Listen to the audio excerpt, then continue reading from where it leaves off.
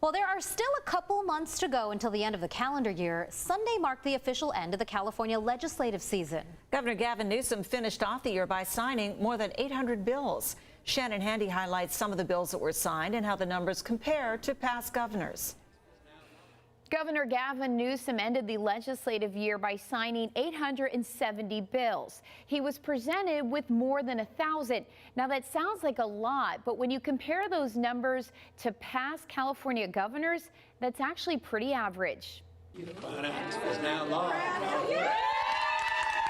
From banning the sale of guns and ammunition at the Del Mar Fairgrounds to making abortion pills available on college campuses, California Governor Gavin Newsom signed hundreds of bills into law this year, some more controversial than others. In September, protests erupted both outside the state capitol as well as here in San Diego over Senate Bill 276, aimed at cracking down on doctors who make a profit from writing vaccine medical exemptions and requiring the state's Department of Health to review them. SB 276 was among 870 bills Governor Newsom signed this legislative year. The latest one happened Sunday. SB 328 passed, making California the first state to push back school start times for middle and high school students.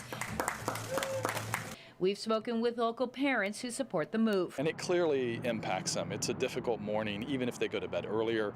Other high-profile bills signed involve rent caps, allowing college athletes to make money from sponsorships, and offering 2 years of community college tuition free to certain students. But keep in mind, the governor also vetoed quite a few. He was presented with 1,042. Again, he signed 870. That means of all the bills presented, 16.5% were vetoed. This chart provided by Cal Matters shows how Governor Newsom's veto rate compares with previous governors.